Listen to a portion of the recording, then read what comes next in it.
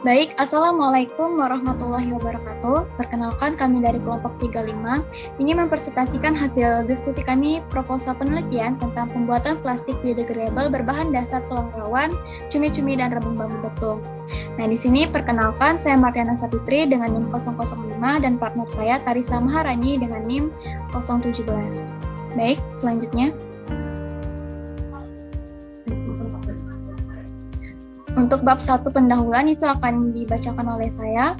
Yang pertama itu ada latar belakang. Nah, apa sih latar belakang dari proposal penelitian ini? Yang pertama itu meningkatnya jumlah penduduk Indonesia itu menyebabkan semakin menambah penggunaan sumber daya alam dan energi secara besar-besaran yang mengakibatkan menumpuknya sampah di lingkungan sekitar. Nah, timbunan sampah plastik sendiri itu menyebabkan masalah lingkungan dan kesehatan karena sampah plastik tidak dapat diuraikan oleh mikroorganisme dalam tanah sehingga dapat mengganggu struktur tanah. Nah, plastik biodegradable ini adalah plastik yang dapat terurai oleh mikroorganisme yang umumnya berbahan dasar selulosa, kitin, kitosan, atau tepung yang berasal dari makhluk hidup. Nah, kitosan dalam plastik biodegradable ini berfungsi untuk membentuk lapisan transparan dan meningkatkan sifat biodegradable. Bahan baku kitosan biasanya itu didapatkan dari bagian hewan seperti cangkang udang, rajungan, serta tulang rawan cumi-cumi. Next. Nah, untuk permasalahannya itu, rumusan masalah ini berdasarkan latar belakang di atas adalah untuk mengatasi permasalahan bagaimana mengurangi penumpukan sampah di Indonesia, mengetahui rasio kitosan tulang rawan dan tepung rebung bambu terhadap modulus transparansi biodegradable yang dihasilkan, dan terhadap gugus fungsi dalam plastik biodegradable yang dihasilkan. Selanjutnya, tujuan dari proposal penelitian ini yang pertama mengetahui pengaruh rasio kitosan tulang rawan cumi-cumi dan tepung rebung bambu betung terhadap modulus plastik biodegradable yang dihasilkan. Kedua, mengetahui pengaruh rasio kitosan tulang rawan cumi-cumi dan tepung rebung bambu betung terhadap warna plastik biodegradable yang dihasilkan. Yang ketiga itu mengetahui pengaruh rasio kitosan tulang rawan cumi-cumi dan tepung rebung bambu betung terhadap plastik biodegradable yang dihasilkan. Dan yang terakhir itu mengetahui pengaruh rasio kitosan tulang rawan cumi-cumi dan tepung rebung bambu betung terhadap gugus fungsi dalam plastik biodegradable yang dihasilkan. Selanjutnya, nah, hipotesa sendiri yang pertama itu semakin tinggi kandungan kitosan tulang rawan cumi-cumi dan semakin rendah kandungan tepung rebung bambu betung, maka nilai modulus yang ion akan dihasilkan itu meningkat. Yang kedua, semakin tinggi kandungan kitosan tulang rawan cumi-cumi dan semakin rendah kandungan tepung rebung bambu betung, maka transparansi dari plastik biodegradable akan semakin baik. Dan yang ketiga, semua rasio kitosan tulang rawan cumi-cumi dan tepung rebung bambu betung memiliki gugus fungsi yang sama. Dan yang keempat, semakin rendah kandungan kitosan tulang rawan cumi-cumi dan semakin tinggi kandungan tepung rebung bambu betung, maka plastik biodegradable akan semakin cepat terdegradasi. Selanjutnya, nah, lingkup masalah. Yang pertama itu bahan baku yang digunakan itu memiliki 4 variasi komposisi kitosan tulang rawan cumi-cumi dan tepung bambu betung, yaitu 1:1, 1,15 banding 0,85, 1,3 banding 0,7, dan 1,45 banding 0,55. Yang kedua, variabel kontrol yang digunakan pada penelitian ini meliputi suhu pengadukan dan pengeringan, yaitu 60 derajat dengan waktu 1 jam dan 3 jam untuk masing-masing rasio komposisi tepung bambu betung dan kitosan tulang rawan cumi-cumi. Yang ketiga, variabel bebas yang digunakan pada penelitian ini meliputi rasio kitosan tulang rawan cumi-cumi dan tepung selulosa. Nah, untuk manfaatnya sendiri, itu yang pertama itu menambah pengetahuan dalam proses pembuatan plastik biodegradable dari kitosan dan tepung selulosa sebagai referensi untuk penelitian selanjutnya. Yang kedua, menjadi referensi acuan dalam mengembangkan penelitian pembuatan metanol melalui reaksi oksidasi parsial secara biologis. Yang ketiga, sebagai penerapan ilmu teori yang telah didapat yang disajikan dalam hasil dari penelitian ini. Baik, bab 2 itu yaitu tinjauan pustaka yang akan dijelaskan oleh saya sendiri. Nah, yang pertama itu untuk 2.1, timbunan sampah plastik di Palembang, Sumatera Selatan. Kita bisa lihat grafik pada presentasi ini, yaitu salah satu faktor yang menyebabkan tingginya angka sampah plastik ini adalah banyaknya produsen yang menganggap plastik adalah cara yang paling efisien dalam proses produksi dan jual beli. Selanjutnya, cumi-cumi. Nah, di kota Palembang, Provinsi Sumatera Selatan, hasil tangkapan perikanan cumi-cumi ini diperoleh dari kawasan Sungsang, Kabupaten Banyuasin.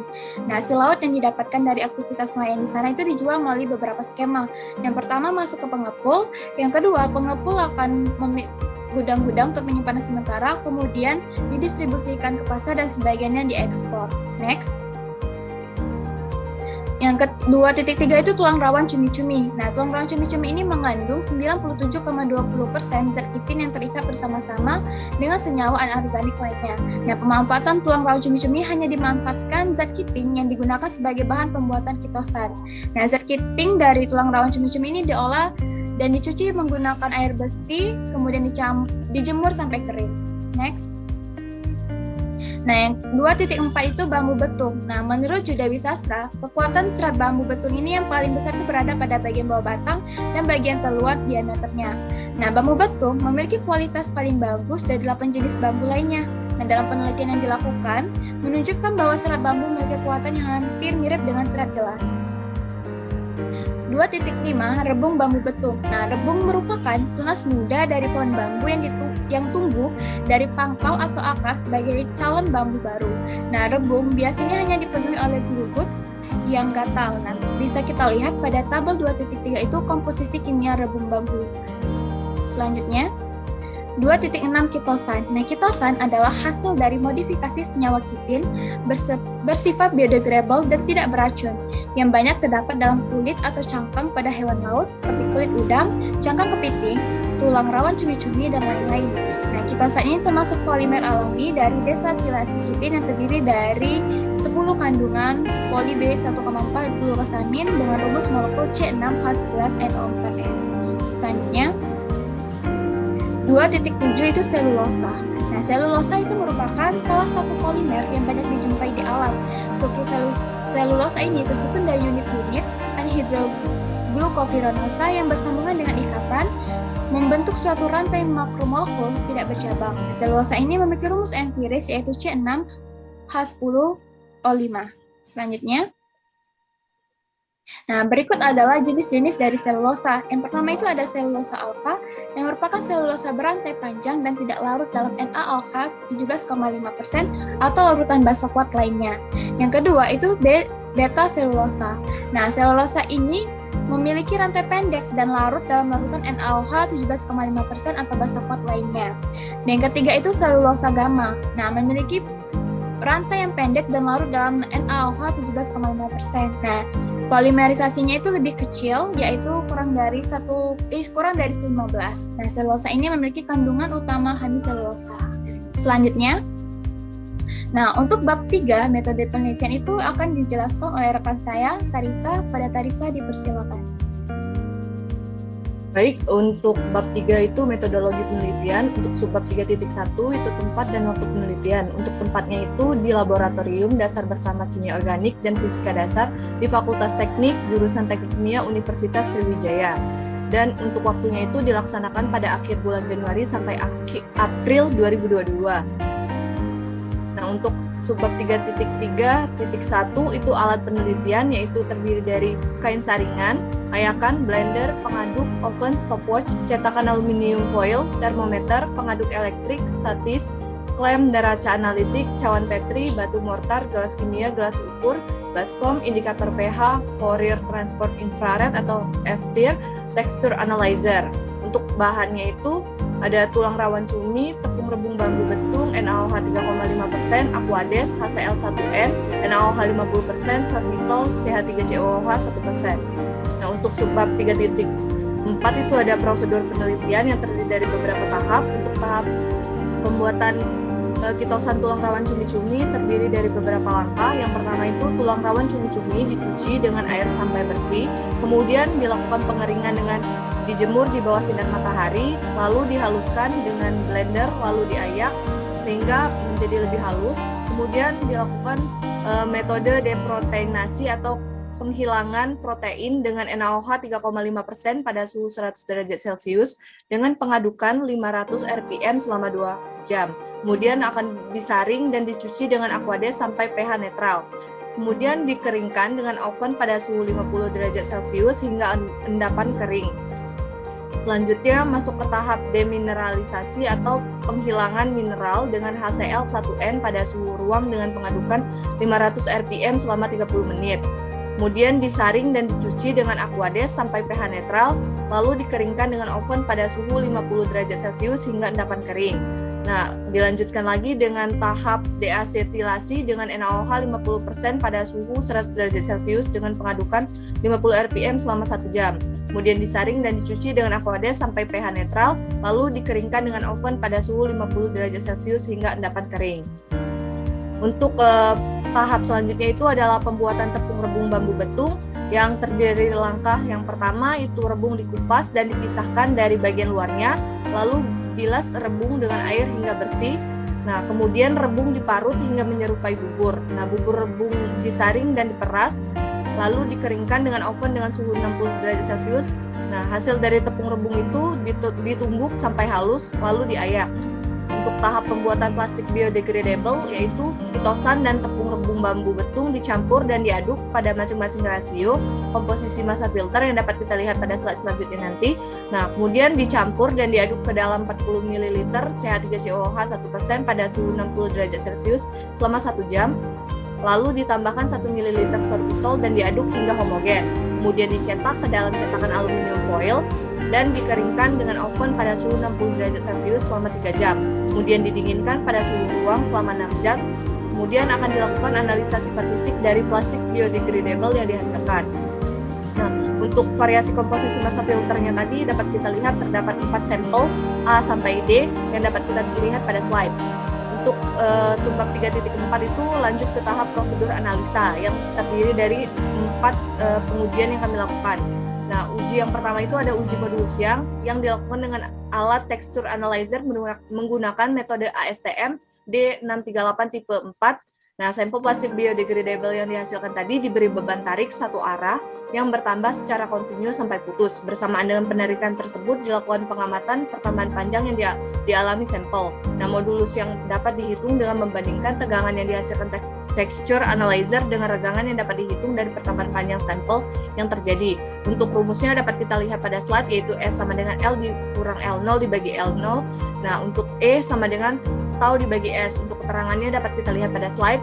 Lanjut ke uji yang kedua, yaitu uji transparansi, dilakukan dengan mengamati plastik biodegradable yang dilakukan dari berbagai rasio komposisi kitosan dan rebung bambu betung.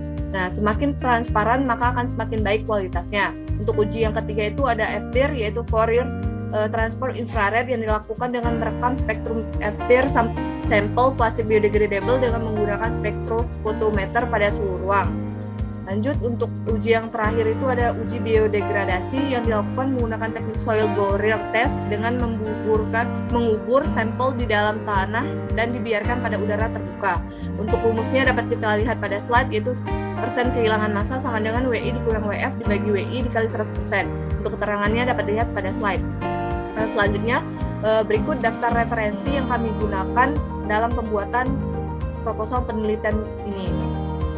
Saya kembalikan kepada Martiana. Baik, terima kasih Tarisa. Nah, baik, di sini kami telah selesai mempresentasikan proposal penelitian kami. Bagi teman-teman yang ingin bertanya dan memberikan saran, dipersilakan. Baiklah, izin kelompok Martiana. Di sini saya dari kelompok 43 ingin bertanya kepada kelompok kalian.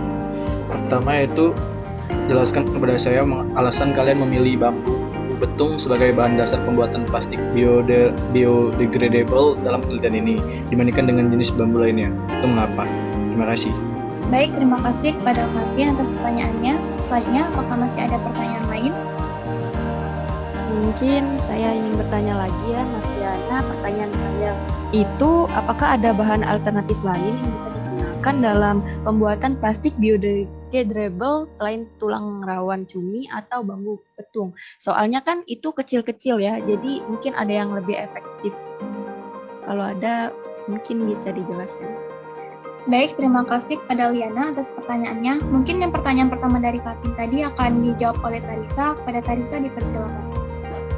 Baik, untuk pertanyaan yang pertama tadi, itu jawabannya itu alasannya karena keberadaan bambu betung di Indonesia itu juga cukup banyak, sehingga sangat potensial untuk sebagai bahan baku plastik yang ramah lingkungan. Nah, bambu betung itu juga paling banyak ditemukan itu di daerah Pulau Jawa dan Sumatera. Nah, bambu ini memiliki diameter yang lebih besar dibandingkan dengan jenis bambu lainnya. Dengan diameter seratnya itu berkisar antara 19,5 sampai 36,1 cm serta memiliki ruas yang lebih pendek. Nah, selain itu kadar selulosa dan hemiselulosa bambu betung itu pun cukup tinggi, sekitar 83,8%, sehingga selulosa yang tinggi ini dapat mengindikasikan serat yang kuat, warna lebih putih, relatif tahan terhadap bahan kimia dalam pemisahan dan kemudiannya, sehingga mampu menghasilkan plastik biodegradable yang berkualitas. Mungkin itu aja alasannya, Kavin. Apakah dapat dimengerti? Baiklah, dapat mengerti, sangat jelas. Terima kasih, Tiara Maren.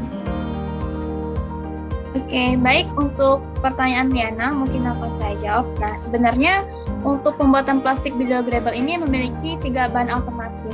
Nah, yang pertama itu ada singkong, yang kedua itu biji durian, dan yang terakhir itu ada kulit udang. Nah, kenapa singkong? Nah, jadi singkong ini dapat dimanfaatkan sebagai bahan pembuatan plastik biodegradable karena singkong ini memiliki kandungan pati yang cukup tinggi. Nah, selain itu, pengisolasian pati dari singkong tergolong mudah untuk dilakukan. Nah, kita ketahui kan singkong itu sudah tersebar kan di Indonesia, itu kan sudah banyak kan. Nah, untuk yang kedua itu biji durian. Nah, biji durian ini biasanya kan kita abaikan. Mungkin ada beberapa penduduk itu biji durian kita rebus kan, misalnya untuk makan. Nah, kenapa sih biji durian itu bisa digunakan? Nah, jadi limbah pertanian ini memiliki kandungan karbohidrat terutama pati yang cukup tinggi. Nah, buah durian ini memiliki biji sekitar 5-15% dari total berat buah yang dapat dimanfaatkan untuk pembuatan plastik biodegradable. Nah, selanjutnya itu yang ketiga itu ada kulit udang. Nah, kulit udang ini mengandung senyawa kimia berupa kitin, kitosan, protein, kalsium, karbonat, lemak, air, abu, dan lain-lain. Nah, jadi kitosan yang terkandung dalam kulit udang ini merupakan senyawa yang dibutuhkan dalam pembuatan plastik biodegradable. Nah, mungkin itu saja jawaban dari saya atas pertanyaan Liana. Pada Liana, apakah dapat dipahami? Oke, baik, cukup Mas Diana. Terima kasih atas jawabannya. Baik, terima kasih kepada Liana. Mungkin dari tim penilai, apakah ada tambahan? Baiklah, sebelumnya terima kasih atas pemaparan dari teman-teman tadi. Secara keseluruhan sudah sangat bagus terkait dengan penyampaian materi yang dapat langsung dimengerti oleh audien, dan tim penilai juga dapat menarik poin-poinnya dengan cukup baik. Akan tetapi ada sedikit kritikan terkait acuan atau referensi dan langkah lebih baiknya untuk tim penyaji itu menyampaikan penelitian terkait, walaupun tidak tertuliskan tetapi ada sedikit membahas tersebut sehingga ada sedikit perbandingan terkait penelitiannya. Dan kemudian kalau untuk labor mungkin dari tim penilai itu kurang relevansi jika hanya menggunakan lab LDB, dikarenakan tadi dari alat-alat yang digunakan sudah ada yang menggunakan FTIR, dan itu juga banyak menggunakan zat-zat aktivasi dan standar data arah ke biodegradable. Mungkin cukup nilai kami berikan 92. Baik, terima kasih untuk penilaiannya bagi tim penilai, dan terima kasih juga untuk tim pembahas atas pertanyaannya. Mungkin itu saja yang dapat kami sampaikan dan presentasikan dari proposal penelitian. Apabila ada salah kata kami mohon maaf, dan pada Allah kami mohon ampun. Kami dari kelompok 35 undur diri, kami akhiri. Wassalamualaikum warahmatullahi wabarakatuh. Assalamualaikum warahmatullahi wabarakatuh. Perkenalkan, nama saya Reza Raji Ahmad, dengan anggota saya Tiara Kasih. Di sini kami akan membahas mengenai proposal penelitian yang kami buat dengan judul yang kami ambil, yaitu pembuatan dan analisis biopestisida dari tembakau, limbah puntung rokok, dan limbah kulit singkong. Latar belakang. Nah, sebagian besar pekerjaan rakyat di Indonesia adalah sebagai petani. Oleh karena itu, sektor pertanian menjadi penting dan berdampak secara langsung terhadap bangsa Indonesia. Nah, sebagian besar hasil kualitas produksi yang dihasilkan oleh petani itu sendiri menjadi suatu permasalahan karena masih memiliki kualitas yang tidak baik. Nah, permasalahan ini terjadi karena meluasnya serangan hama dan penyakit pada tumbuhan. Nah, berdasarkan data tersebut,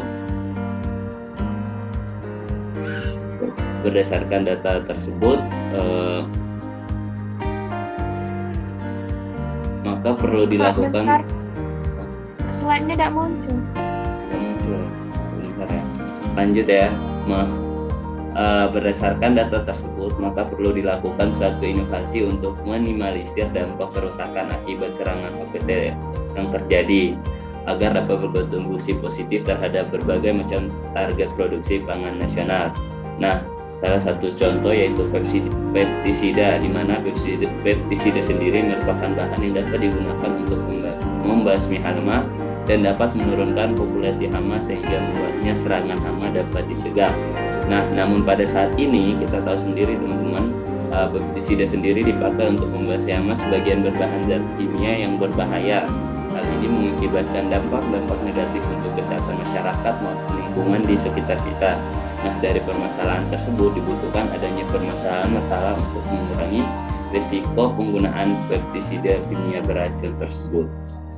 Nah, di sini yang pertama ada rumusan masalah dari proposal penelitian kami. Yang pertama itu bagaimana pengaruh metode ekstraksi maserasi yang digunakan dalam pembuatan biopestisida dari limbah kulit jengkol dan tembakau, limbah puntung rokok. Yang kedua, bagaimana pengaruh biopestisida terhadap organisme pengganggu tumbuhan.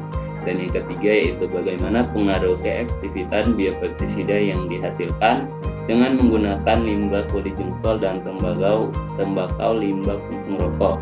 Nah, untuk tujuan dari kami sendiri yaitu untuk mengetahui pengaruh metode ekstraksi maserasi yang digunakan dalam pembuatan biopestisida. Yang kedua, untuk mengetahui pengaruh biopestisida terhadap organisme pengganggu tumbuhan. Dan yang ketiga, untuk mengetahui pengaruh keefektifan biopestisida yang dihasilkan dengan menggunakan limbah kulit jengkol dan tembakau limbah puntung rokok. Nah, untuk manfaatnya sendiri yaitu sebagai informasi kepada masyarakat mengenai limbah kulit jengkol dan tembakau limbah puntung rokok dapat digunakan sebagai bahan pembuatan biopestisida. Yang kedua, sebagai solusi bagi masyarakat untuk mengurangi penggunaan pestisida kimia sehingga mencegah terjadinya pencemaran lingkungan. Yang ketiga, memberikan informasi kepada mahasiswa mengenai limbah kulit jengkol dan tembakau limbah puntung rokok sebagai alternatif pembuatan biopestisida untuk referensi penelitian selanjutnya. Tinjauan pustaka, yang pertama kami bahas dulu mengenai apa sih itu kulit jengkol. Nah, untuk kulit jengkol sendiri merupakan salah satu tanaman yang buahnya digunakan sebagai bahan makanan atau obat dengan bau yang unik. Nah, untuk kulit jengkol sendiri mengandung senyawa kimia yang berupa alkaloid, terpenoid, saponin, dan asam fenolat. Nah, di mana asam fenolat ini di dalamnya termasuk flavonoid dan tanin.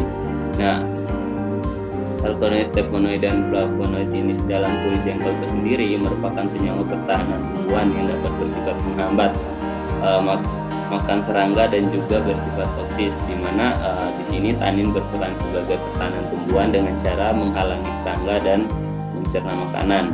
Nah, untuk manfaat dari kulit jengkol sendiri yaitu sebagai pestisida dan dapat menyuburkan tanaman.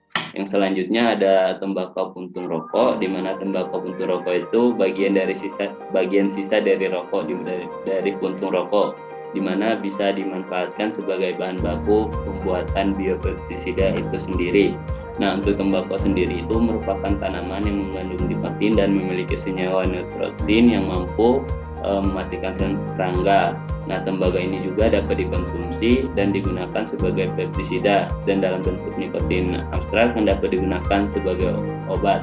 Nah, untuk dan tembakau sendiri ini menghasilkan racun yang berkhasiat untuk membasmi hama pada tanaman. Nah, di sini ada manfaat nih dari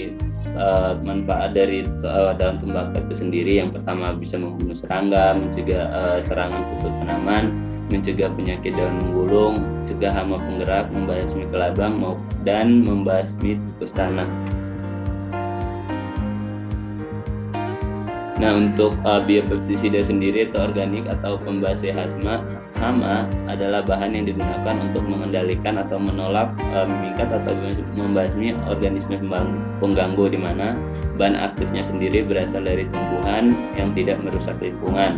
Nah, biopestisida ini dimasukkan ke dalam kelompok pestisida biokimia karena mengandung biotoksin. Nah, untuk manfaatnya sendiri yaitu yang pertama melindungi tumbuhan dari serangan hama dan menyuburkan tanaman. Yang kedua, memanfaatkan limbah polijungkol yang tidak layak dikonsumsi dan tidak memiliki nilai ekonomis.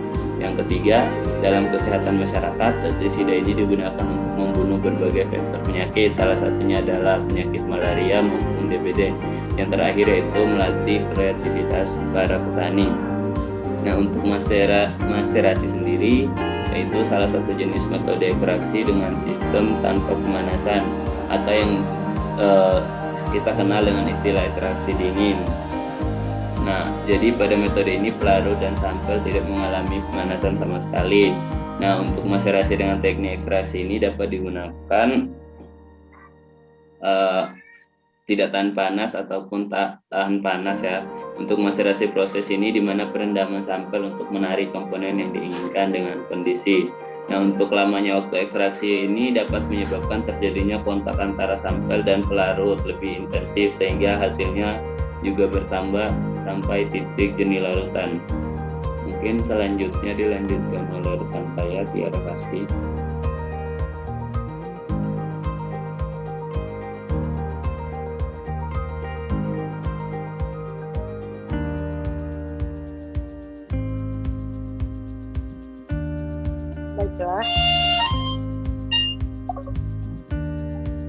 Baiklah, slide selanjutnya itu mengenai beberapa parameter uji yang akan kami gunakan dalam analisa produk biopestisida ini.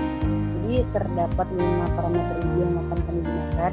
Yang pertama itu ada penentuan kadar keasaman metode asidity. Nah, parameter ini tentunya dilakukan berdasarkan reaksi neutralisasi, dan ketika didapatkan hasil keasaman yang diperoleh, maka akan dibandingkan dengan standar nasional Indonesia telah ditetapkan untuk biopestisida yang baik. Kemudian yang kedua ada parameter penentuan kadar nitrogen metode makrovegetal. Nah, parameter ini bertujuan untuk menentukan kadar nitrogen total yang tergandung dalam sampel yang sesuai untuk biopestisida. Dan yang ketiga itu ada uji kelarutan. Nah, uji kelarutan ini digunakan untuk mengetahui apakah pestisida ini larut di dalam air atau tidak. Kemudian yang keempat ada uji keefektifan daya bumi. Uji keefektifan daya bumi sendiri ini nantinya diaplikasikan kepada serangga-serangga yang akan kami gunakan sebagai percobaan. Yang terakhir adalah uji organoleptik. Uji organoleptik ini uji sensori untuk mengetahui bagaimana pengukuran daya penerimaan terhadap produk secara fisik nantinya. Next.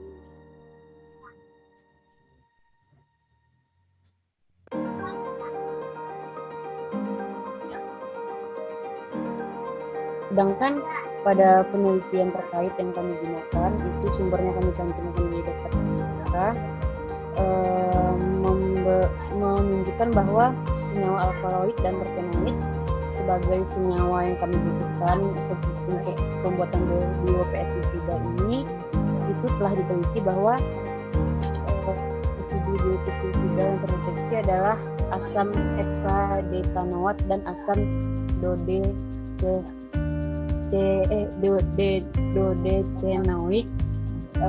dan kedua senyawa ini termasuk dalam asam lemak jenuh. Senyawa ini terdapat dalam sampel tembakau pengerokok dan limbah poliglycol.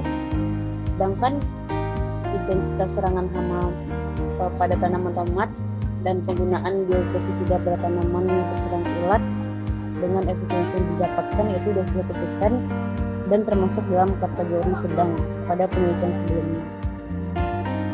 Dan untuk intensitas serangan hama pada tanaman tanpa penggunaan biopestisida adalah sebesar 69%, dan dalam dan termasuk dalam kategori hama puso atau paling berat.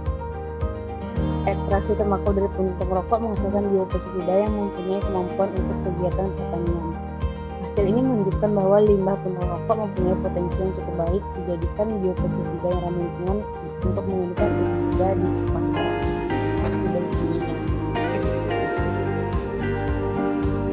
Kan metodologi percobaan dan tempat penelitian sendiri kami lakukan pada bulan Februari di bulan Maret tahun 2023 di laboratorium rekayasa proses lab seni. Sedangkan alat dan bahan bisa dilakukan terdapat 32 alat dan 9 bahan dengan pelarut yang digunakan ada NaOH 0,02 dan 0,01 N, indikator NN, indikator PP, HCl, dan campuran saluran.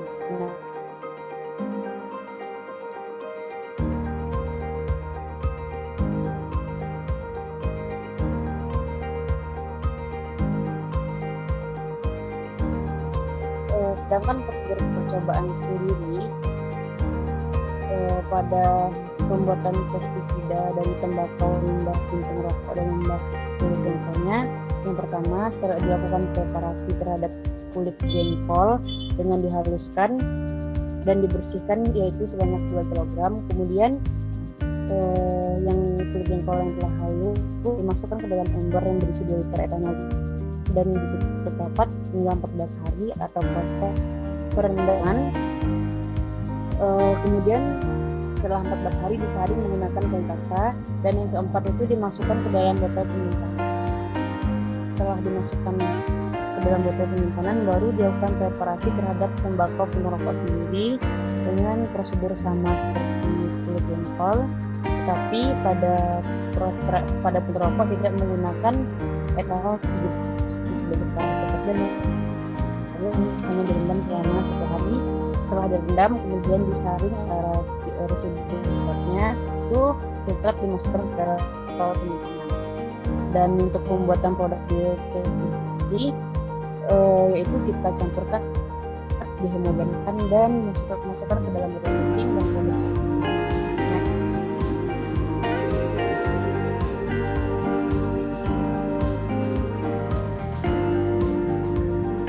Sedangkan untuk analisa parameter sendiri pada metode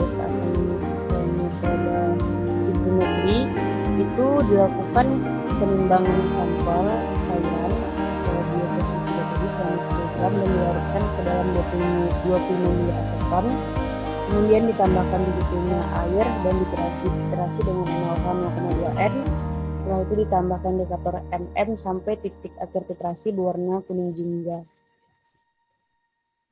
Kemudian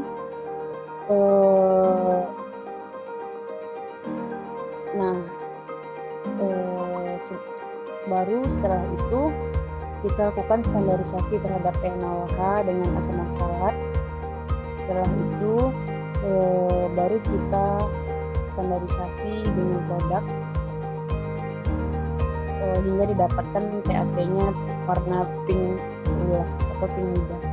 Setelah itu ada parameter penetapan kadar nitrogen metode makrokejedal dengan tahap destruksi dengan menimbang 5.000 mg sampel cairan dimasukkan ke dalam labu kejedal, kemudian ditambahkan 2 gram campuran selen dan H2SO4 pekat 20 ml dan beberapa butir biji ke dalam botol kejedal.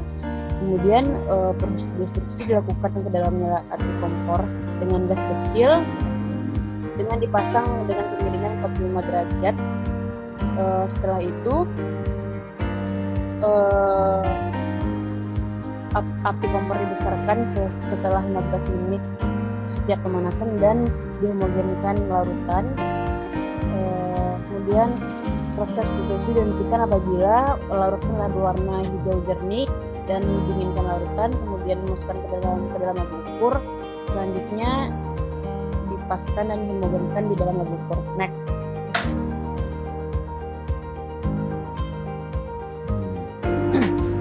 Next.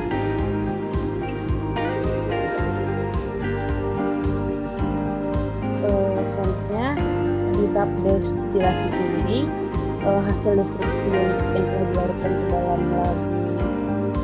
labu ukur tadi itu dimasukkan ke dalam labu suling dan ditambahkan 2-3 tetes mililiter per pp. Kemudian pastikan semua alat destilasi telah terpasang dan ditambahkan kembali larutan mineral yang dipesan ke dalam labu suling tadi sebanyak 60 ml. Kemudian Erlenmeyer telah berisi Cl 0,1 N dan 2 tetes indikator Conway itu dipersiapkan untuk menampung hasil destilat pada proses destilasi tadi. Setelah itu mulut Erlenmeyer itu harus ditutup dengan gabus dan dibiarkan proses destilasi hingga larutan dalam labu destilasi tertinggal sepertiga dari volume awal. Kemudian bilas kembali kondensor hingga masuk ke destilat, ke labu destilat. Sedangkan untuk tahap filtrasi sendiri ini merupakan tahap terakhir di mana di sini terjadi proses pemitaran antara hasil destilat tadi dengan NaOH hingga titik akhir filtrasi berwarna pink seulas. Kemudian parameter selanjutnya itu ada uji kelarutan, di mana pada parameter ini biopestisida sebanyak 50 ml itu dimasukkan ke dalam gelas piala sebanyak 250 ml, kemudian ditambahkan aqueous 50 ml. Pastikan hasilnya apakah larut dalam aqueous 50 ml atau tidak. Sedangkan untuk uji keefektifan daya bunuh itu kami mengaplikasikannya kepada beberapa serangga, kemudian serangganya itu berupa walang sangit, ulat, dan belang. Dan dilakukan dengan beberapa perbandingan pengenceran, yaitu 1:1, 1:2, dan 1:5. Setelah itu disemprotkan sebanyak 3 kali dan dihitung beberapa lama serangga itu bertahan untuk mati atau tidak. Untuk mati. And then next.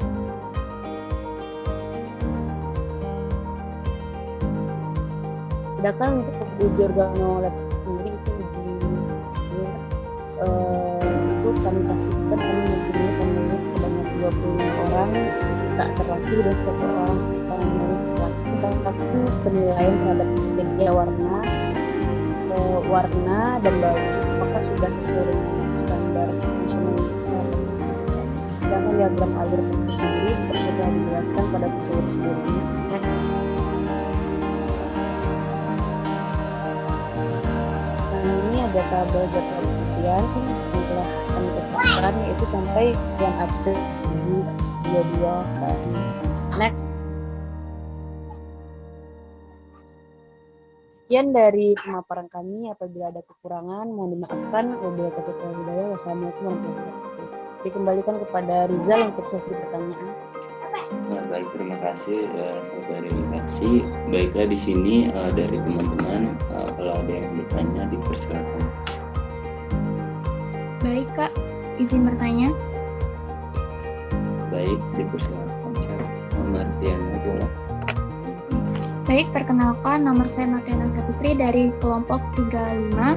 Di sini saya ingin bertanya mengenai bagaimana sih metode pemisahan senyawa zat aktif pada kulit jengkol dan tembakau rokok yang digunakan untuk biopestisida. Terima kasih Kak.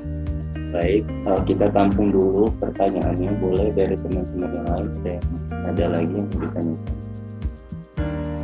Izin bertanya Kak. Perkenalkan, nama saya Tarisa Maharani. Saya juga perwakilan dari kelompok 35. Di sini saya ingin bertanya. Seperti yang sudah dijelaskan pada slide tadi, yaitu nikotin itu mengandung racun saraf yang dapat bereaksi dengan sangat cepat dan selektif terhadap beberapa jenis hama. Nah, yang menjadi pertanyaan, apa peran nikotin tersebut yang terkandung di dalam tembakau tersebut, Kak? Terima kasih. Baik, terima kasih atas pertanyaannya. Mungkin jawaban pertama akan dijawab oleh Triana Kasih. Terima kasih untuk pertanyaannya.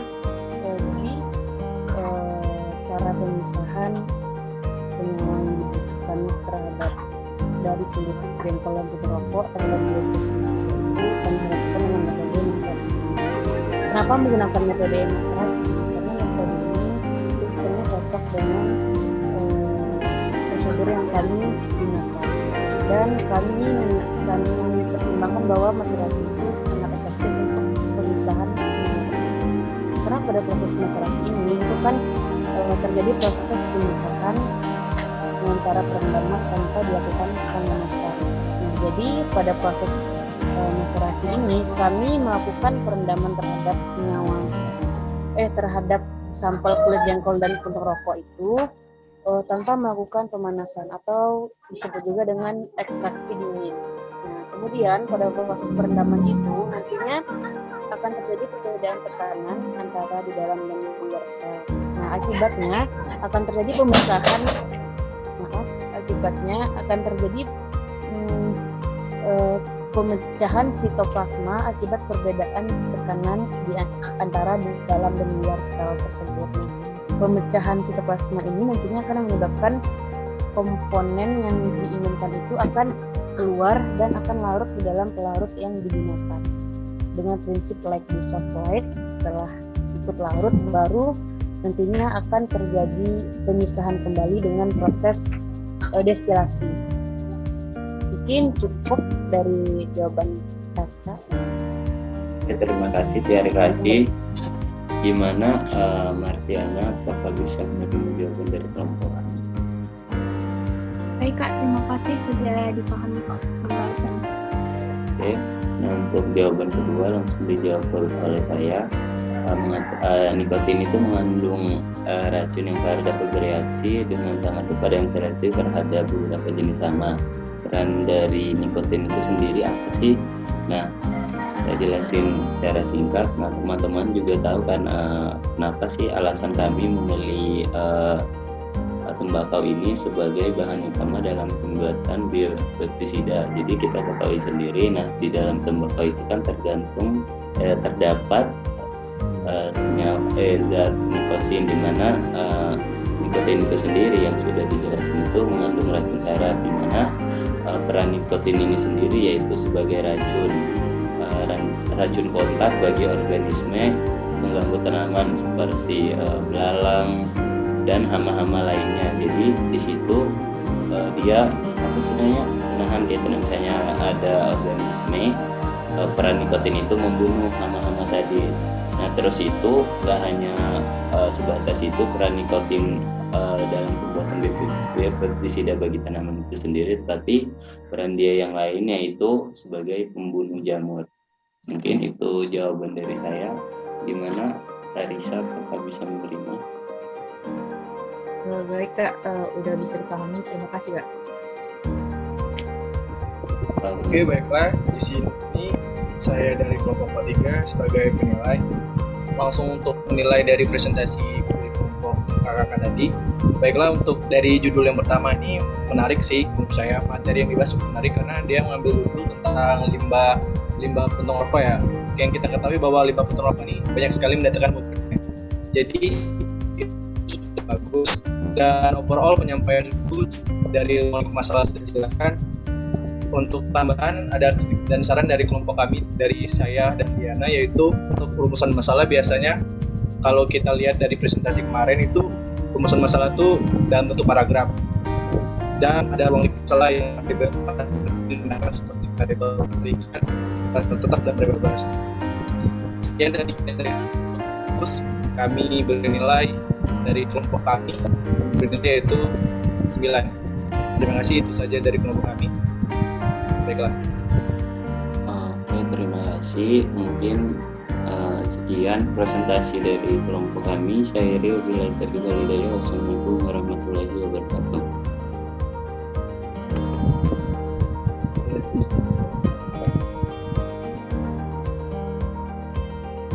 Oke, baiklah. Assalamualaikum warahmatullahi wabarakatuh.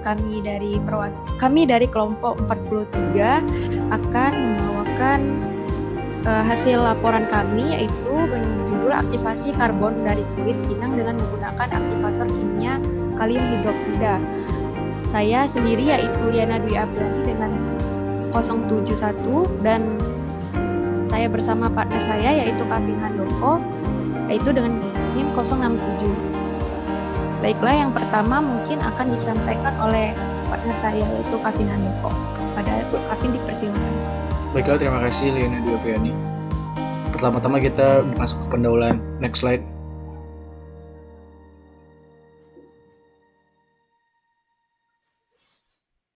Oke, baiklah, yang pertama itu latar belakang. di tanaman pinang. Jadi tanaman pinang ini banyak dijumpai dan tumbuh di Pulau Sumatera, Kalimantan, Sulawesi, dan Nusa Tenggara. Nah, limbah organik yang dihasilkan dari pinang ini dari hari ke hari selalu bertambah. Jumlah penduduk di Indonesia ini sebanyak 220 juta orang, dan produksi sampah organik setiap harinya itu sebanyak 110.000 ton atau 40.150.000 ton per tahun. Selanjutnya untuk kandungan buah pinang sendiri, yaitu buah pinang mengandung berbagai macam zat seperti arkein yaitu sebesar 0,1%, arekolin 0,07-0,1%, lemak 14%, dan senyawa arkeidin, gufokolin, gufakin, dan koilin yang merupakan senyawa bioaktif dalam jumlah yang sangat kecil. Next. Jadi, salah satu langkah yang dapat dilakukan untuk mengatasi penumpukan produktivitas limbah adalah dengan mengolah dan memanfaatkan kembali limbah tersebut. Salah satu langkah yang dapat dilakukan untuk mengatasi produktivitas limbah adalah dengan mengubahnya menjadi briket. Berdasarkan dari penelitian tersebut, penelitian ini bertujuan untuk membuat bioplastik berbasis pati yang diisi selulosa dari kulit buah pinang yang selama ini hanya digunakan sebagai limbah pertanian. Next. Selanjutnya yaitu rumusan masalah. Jadi pada penelitian ini rumusan masalah berdasarkan latar belakang di atas adalah untuk mengatasi permasalahan bagaimana pengaruh kadar air abu, karbon, terikat, dan daya serap iodin terhadap suhu dan konsentrasi KOH. Untuk tujuan sendiri yaitu tujuan dari dilakukan penelitian ini adalah untuk mengetahui pengaruh kadar air, abu, karbon, terikat, dan daya serap iodin terhadap suhu dan konsentrasi KOH. Next slide. Selanjutnya yaitu hipotesa. Yang pertama yaitu semakin tinggi suhu, semakin tinggi kadar air dan abu, dan semakin kecil konsentrasi KOH maka semakin besar kadar air dan abu. Yang kedua, semakin tinggi suhu, semakin tinggi karbon yang terikat, semakin kecil konsentrasi KOH maka semakin besar kadar karbon terikat. Yang ketiga itu semakin tinggi daya serap iodin, semakin rendah konsentrasi yang digunakan, dan semakin tinggi suhu maka semakin tinggi juga daya serap iodin. Next. Selanjutnya ada ruang lingkup. Di sini variabel dalam penelitian ini terdiri dari 3, yaitu variabel bebas, variabel tetap, dan variabel terikat. Yang pertama, variabel bebas digunakan yaitu suhu dan konsentrasi KOH. Yang kedua yaitu variabel tetap yaitu luas permukaan. Jadi konsentrasi tongkol, jagung, dan konsentrasi limbah sayuran dengan konsentrasi starter. Yang ketiga yaitu variabel terikat yaitu kadar air, suhu, abu, karbon terikat, dan daya serap iodin. Selanjutnya yaitu manfaat. Manfaatnya yaitu sebagai referensi untuk penelitian selanjutnya yang berhubungan dengan aktivasi karbon dari kulit pinang dengan aktivator kimia. Next. Selanjutnya kita masuk ke bab tujuan pustaka. Nah, di sini yang pertama itu karbon. Nah, karbon ini merupakan padatan berpori dengan kandungan karbon 85-95% yang diperoleh dari bahan yang mengandung karbon dengan suhu pemanasan tertentu sehingga diperoleh luas permukaan yang sangat besar di mana ukurannya itu sekitar 300-200 meter kubik per gram.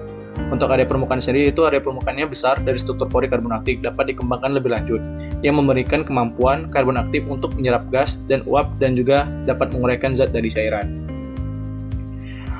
Selanjutnya itu tumbuhan pinang. Nah, pinang merupakan salah satu taman budaya perkebunan yang dapat tumbuh di lahan gambut yang banyak di Indonesia. Selain itu juga, pinang juga sangat penting dalam pembangunan ekonomi masyarakat di sekitar gambut dan menjadi salah satu alternatif tumbuhan budaya ekosistem gambut dan dapat ditanam di lahan gambut oleh masyarakat.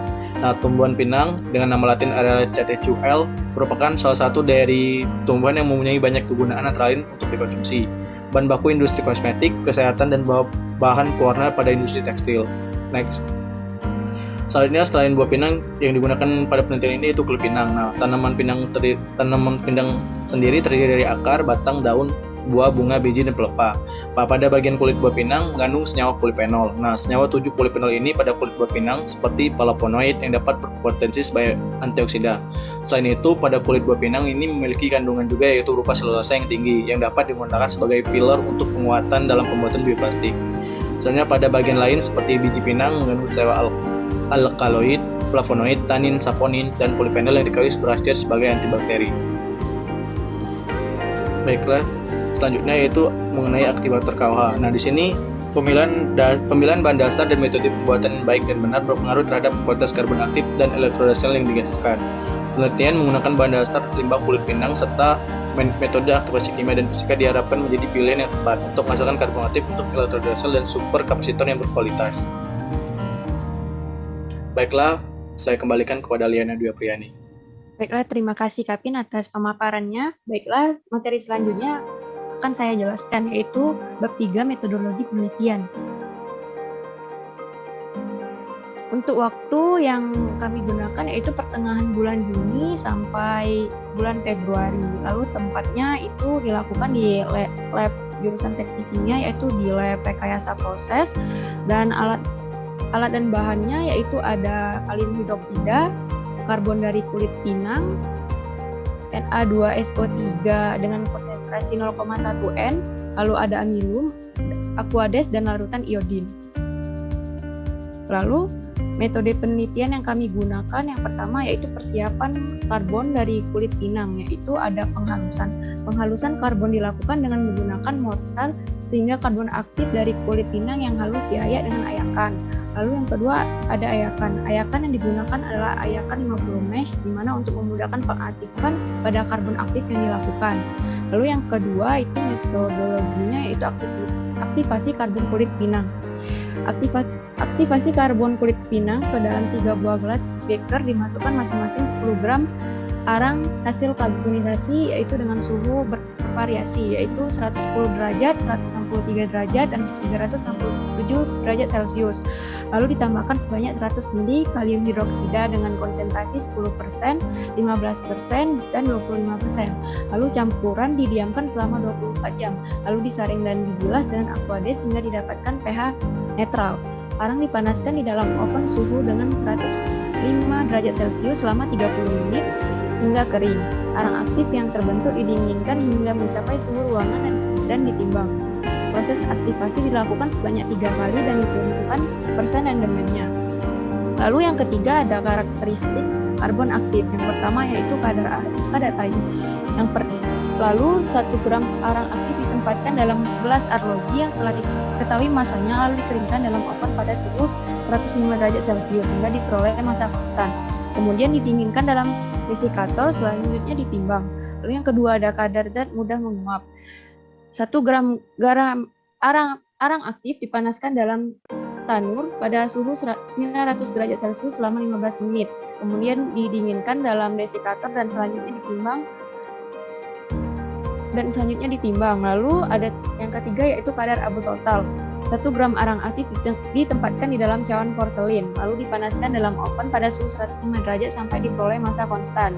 Sampel dalam cawan kemudian dimasukkan dalam tanur dan selanjutnya diabukan pada suhu 650 derajat Celcius selama 4 jam dan didinginkan dalam desikator dan ditimbang. Lalu yang keempat ada kadar karbon terikat. Kadar karbon terikat dalam arang aktif adalah hasil dari proses pengarangan selain abu, air, dan zat-zat yang mudah menguap. Dan terakhir yaitu ada analisa iodin. Sebanyak 1 gram karbon aktif ditimbang dan dikeringkan pada suhu 110 derajat Celcius selama 3 jam. Kemudian didinginkan dalam desikator. Selanjutnya ditambahkan 50 ml larutan iodin 0,1 N dan diaduk dengan magnet stirrer selama 15 menit. Baik, itu saja yang dapat saya sampaikan. Untuk pertanyaan mungkin dari teman-teman ada yang ingin bertanya?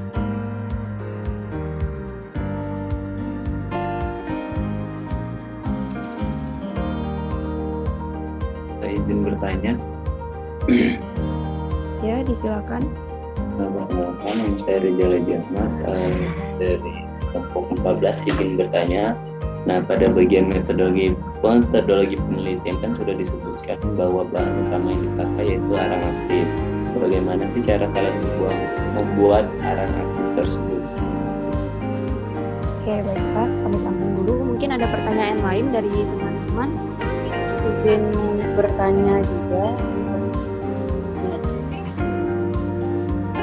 Apakah suara saya terdengar jelas? Terdengar? Tadi kan pada pemaparan itu ada dibahas tentang preparasi karbon dari kulit pisang. Nah, itu disebutkan dilakukan dengan cara penghalusan. Jadi pertanyaan saya, bisa tidak dijelaskan lebih detail lagi tentang persiapan karbon dari kulit pisang dengan melakukan penghalusan dan ayakan tersebut? Oke, langsung saja mungkin pertanyaan yang pertama itu pada bagian metodologi penelitian disebutkan bahwa bahan utama adalah arang aktif. Bagaimana cara kami membuat arang aktif tersebut? Kami membuatnya itu cara yang pertama itu kulit pinang dipisahkan dari biji dan kulit pinang. Dari biji dan serat pinang. Lalu sampel kulit pinang selanjutnya dicuci bersih dengan air keran, kemudian dengan aquades lalu dipotong kecil-kecil. Nah, kulit pinang dikeringkan di bawah matahari selama kurang lebih itu 3 hari. Lalu proses karbonisasi dilakukan dengan memasukkan sampel limbah kulit pinang ke dalam cawan porselen sebanyak 25 gram ke dalam furnace. Lalu furnace tersebut diatur suhunya sampai suhu maksimal 300 derajat Celcius selama kurang lebih 45 menit. Kemudian arang kulit pinang didiamkan hingga dingin dalam desikator. Lalu tahap akhir yaitu proses aktivasi yang dilakukan dengan mengayak arang hasil pembakaran menggunakan ayakan 100 mesh agar dapat memiliki ukuran yang seragam. Lalu direndam selama 24 jam menggunakan bahan aktivator yaitu kalium oksida sebanyak 10%. Kemudian disaring menggunakan kertas saring dan dikeringkan menggunakan oven pada suhu 150 derajat Celcius selama 30 menit. Mungkin itu jawaban dari pertanyaan Kak Riza. Mungkin sudah jelas atau ada yang ingin ditanyakan lagi? Terima kasih atas jawabannya. Oke, baiklah. Langsung saja pertanyaan selanjutnya itu akan dijawab oleh partner saya, Kapten. Pada Kapten di Baiklah, pertanyaan kedua yaitu mengenai preparasi bagian karbon dari kulit pinang. Jadi coba dijelaskan. Nah, dari persiapan karbon dari kulit pinang itu belum diaktifasi karbon kulit pinangnya, kita tuh harus mempersiapkan karbon dari kulit pinang itu sendiri. Nah, persiapan itu terdiri dari 2 yaitu penghalusan dan dengan ayakan. Nah, untuk penghalusan sendiri itu penghalusan karbon dilakukan itu dengan menggunakan mortal sehingga karbon aktif dari kulit pinang halus ini akan diayak dengan ayakan. Nah, sedangkan pada bagian ayakan itu ayakan tersebut digunakan adalah ayakan yang 50 mesh yang dimana untuk memudahkan pengaktifan pada karbon aktif yang dilakukan. Jadi persiapan karbon dari kulit pinang ini dilakukan oleh 2 cara yaitu dengan penghalusan dan ayakan. Terima kasih, saya kembalikan kepada Liana Dwi Apriani. Mungkin untuk jawaban dari Kak Pin atas pertanyaan Kak Tiara, mungkin sudah jelas Kak Tiara.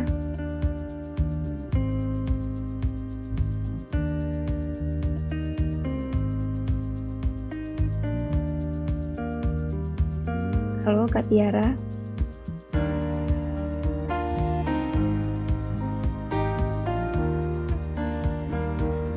Oke, mungkin terkendala jaringan ya.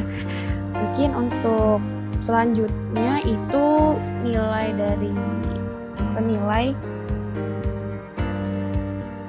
Oke, baik, terima kasih Liana atas kesempatannya. Di sini kami dari tim penilai kelompok 35 menilai bahwa presentasi yang dilakukan sudah cukup baik dan mudah dipahami. Tetapi di sini kami ingin memberikan saran untuk lebih baik ke depannya, itu bahwa di bagian manfaat itu harusnya dibuat per poin.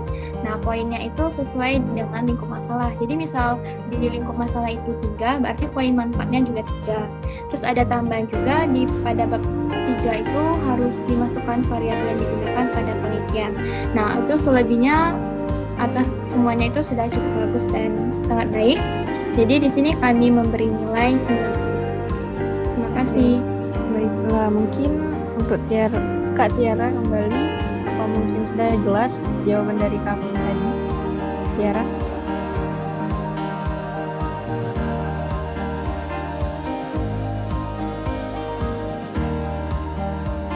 Oke, kayaknya udah jelas. Jadi sekian pemaparan dari materi kami. Lebih dan kurangnya kami mohon maaf. Wabillahi taufiq wal hidayah. Wassalamualaikum warahmatullahi wabarakatuh. Waalaikumsalam.